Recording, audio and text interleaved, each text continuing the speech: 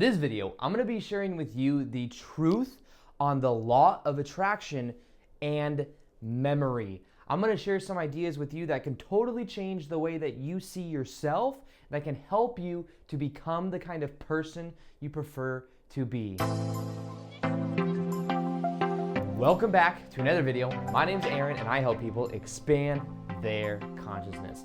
Now in this video, I'm going to be sharing with you the truth on memory and the law of attraction, and why when you begin to let go of your memory, that may actually help you to manifest more of what you want in your life. Now, here's the thing with memory, and in order for us to really understand memory, we have to understand consciousness at a deeper level, which means we have to understand who we are. Now, we normally think that who we are is what we have done in the past, things that have happened to us in the past. Therefore, what we do is in the present moment right now, we continue to create the same experiences over and over and over again, not aware that all we're doing is regurgitating the same thing that has happened. Now, here's the thing. The past, we normally think of as this thing that actually happened. We think of the past as something that is real. Now, the truth is, the past doesn't exist except for as something in our own mind. Same thing with the future. The future doesn't really exist because by the time the future gets here, it will be this moment right now. Memory is something we use using our brain, and the future probabilities, imagination, is something we use with our brain. But in actuality, the only thing that really exists is this moment right now. The more we tap into the now moment is the more we really tap into the potential of what we can manifest in our life. It's just that normally we have these identifications, these labels that keep us tied into past experiences. And what we can begin to see is we can look at reality and consciousness in a completely new way. So actually what we experience right now in the present moment is who we were. It's what was. It is the momentum of focus, the momentum of thoughts that we've had that have led up to who we think we are now. And the thing is we stay so consistent to the way that we see ourselves because of the way the subconscious mind works, because of the way the self-image works. Therefore, we continue to create the same things over and over and over again. Now, this is the cool thing, and this is the basis of the video that I want to share with you that I think could totally transform your life. It's understanding that we think of the past in general as something that is very solid. In actuality, the past is changing as we change. Now, this is something that actually quantum physics is beginning to show us. In the same way, think of it like this. In the present moment right now, there are many different probabilities of what you could experience in the future. That's the idea, is the future. There's different probability streams. Now, depending on which one you shift to will depend upon your state of being, the actions you take in the present moment, the emotions you have, the focus. Those will determine which probable futures you have and which ones you choose at a deeper level. Now, with that, they all exist right now in the present moment, and depending on the actions you take in the present moment, that will determine which probability you shift to using your thoughts, emotions, and actions. Now, in the same way, we think that the past is set, but the past is changing as we change. This is the truth. This is the thing that a lot of people don't know because we haven't studied quantum physics enough to where we have the level of understanding. And it's something that's coming out more now. We're understanding this at a deeper level now. Now, this is what the neuroscience shows us. Every time we look to a past experience in our mind, in our memory, what we do is we look at a memory in our mind and we slightly change it. We take the memory out of the memory bank, we look at it, we slightly change it without even knowing. We put a little bit of our bias, a little bit of our opinions over it, then we put it back into the memory bank when we're done looking at it. So even though we may think that the past was the past, that is something that's happened, in actuality, by the time we've looked at a memory 3 to 5 times, it's already completely different than what actually happened. So our memories aren't even that accurate. And here's something else that's cool. As your state of being changes in the present moment right now, so does the probable futures and the probable pasts that you will remember. So the memories that you can remember easily right now will depend upon the state of being that you're in. And if, for example, you're in a great state of being, if you're feeling on top of the world, if something just happened, you got a raise, you got a promotion, something just happened, you got good news, what happened is as you're in that great state of being, you're feeling awesome. If I were to ask you to remember another point in your life of when you felt a great emotion, it would be very easy for you to do so. Now, the reason this is because you're already wired in that state of being, and in that state of being, it's easier to recall memories that align with that state of being. Now, that will constantly reaffirm that reality for you. Now, here's the other thing.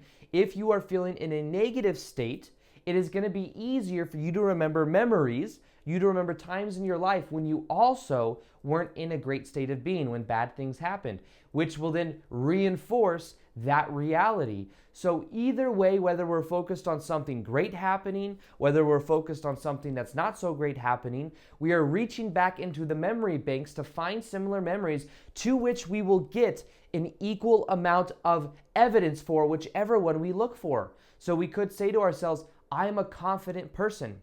And in saying I'm a confident person, we can look to our past and we can find moments when we were confident that reinforces that self-identity. At the same time, we can say I am not confident. We can find times when we didn't do things great and when we didn't feel confident and reinforce that reality. The truth of the matter is there is an infinite number of probable futures that exist. There's also an infinite number of probable pasts that exist, but we relate to certain ones based on our present state right now.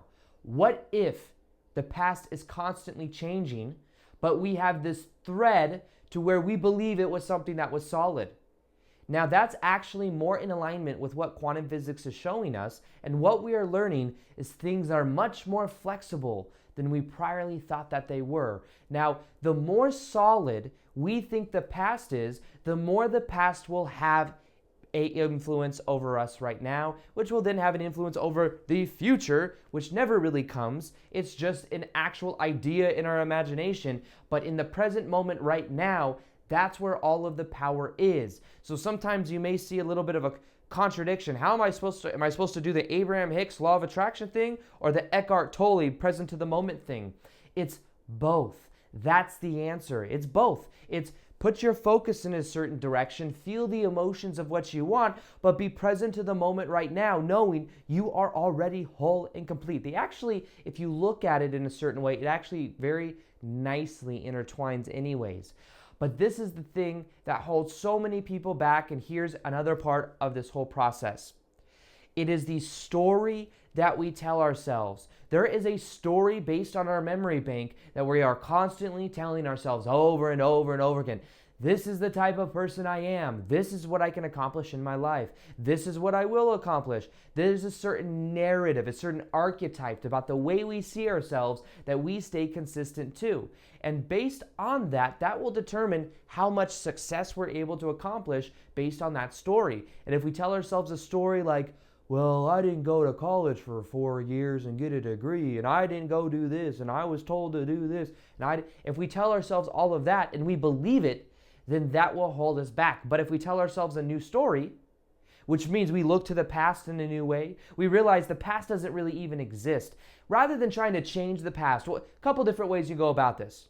One thing you could do is you could change your past. You could literally look at your past in a new way and realize that you normally were developing so much momentum in your mind saying, I am not a confident person. There's all this evidence and past experience that I focus on. And the more I focus on it, the more I realize that I am not a confident person. You could change that, and you could start to look in your mind at things that make you more. There are times in your past when you were confident. They're just, if it's hard for you to believe or to remember that, it's just because there's momentum in the other direction. You could start to remember times in your past when you were confident, when you won some type of award, when you were given some type of positive reinforcement for doing something when you were young. At some level, there has to be something there. And then when you focus on that, you begin to change the momentum that the quote-unquote past has on you, because the past is something that will begin to influence you more if you focus on it more. But what I'm saying is there's a paradigm even above that. That is to drop the past entirely. You see, we like the past because the past reinforces our identity. It says, this is who I am. Let me regurgitate some things that I learned in school on a piece of paper, and I'm going to look very smart.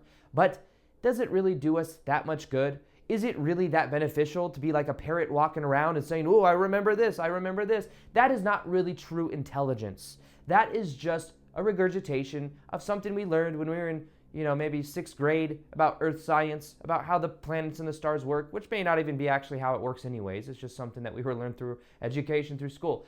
But what I am saying is, my intention with this video is to help you to let go of what you think you know, to let go of the past experiences, to let go of your memory, to understand that you are so much more than you can even imagine. The story that you keep telling yourself may be what is holding you back. You can change your story, or you can simply let it go.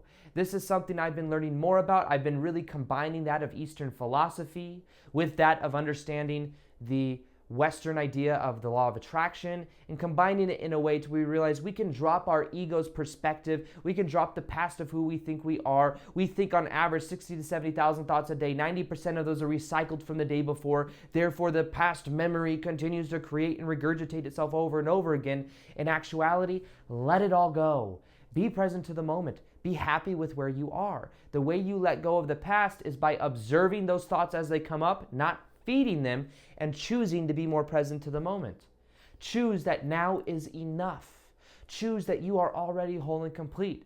Choose that this moment you can give yourself permission to feel the emotions you want. You can give yourself permission to enjoy the present moment. And as you do that, you start to let go of the ties of the past experiences. Now, this is where the power is. It's about letting go of the story we tell ourselves, letting go of the past, understanding the past is always changing. So we can keep telling ourselves, this is who I am, this is what I've accomplished before. But the more we tell ourselves that story, the more we still limit ourselves in what we could experience. Now, the last thing I want to leave you with is understanding the power of the unknown.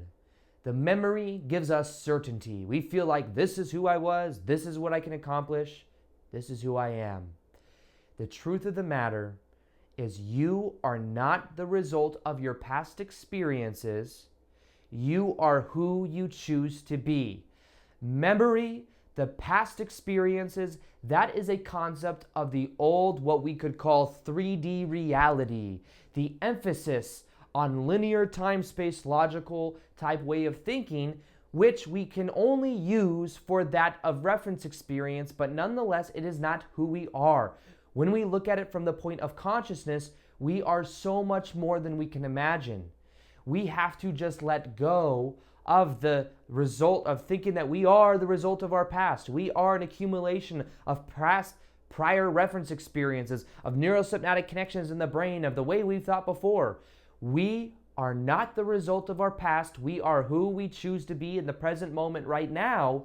And the more we choose to be the way we prefer to be, and we choose to be present to the moment, the more we let go of that memory, the more we let go of that story, and the more that we then start to embody the way that we prefer to be.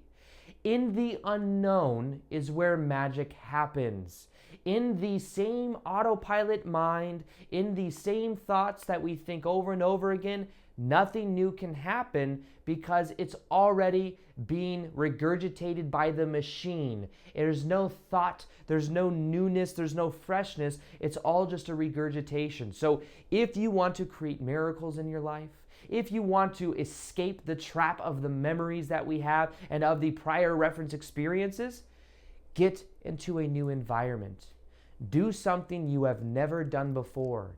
In the unknown is where magic happens, because the mind can't shift back into the autopilot mind, therefore creating the same results. If we do think 60 to 70,000 thoughts a day and 90% of those thoughts are recycled from the day before, then we continue to create the same thing over and over and over again. We get up every day, we do the same actions, we see the same people, we have similar type conversations, we trigger the same emotions, and therefore create the same results over and over and over again. And what we can do is let go of the memory, Let go of the habitual patterns. Let go of those and start to be new. Start to do things we've never done before. Go to that yoga class you've thought of going to. Go and do something you haven't done. Go to that environment you don't feel comfortable in right now. Get into the unknown, because the more you do that, the more you shake up your old identity, your old reality, the old memory, and the more you expand into more of who you really are.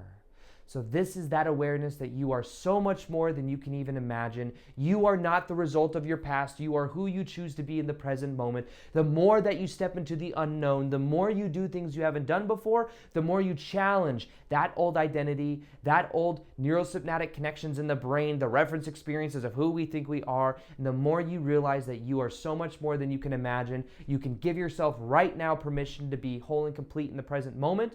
The more you refocus on the present moment, the more that you embody a magical type presence, and the more you will experience that which you really want in your life.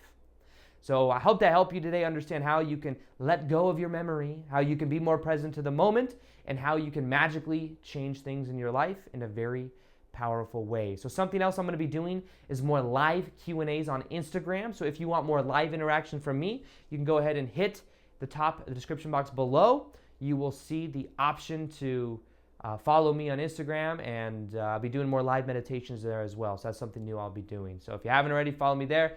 And other than that, as always, I hope you enjoyed this video. Feel free to like this video if you liked it. Subscribe if you haven't already. Hit the little notification gear on the subscribe button, next to the subscribe button, so you can see the daily vids that I do. And other than that, as always, I will see you on the next video. Peace, much love, and namaste.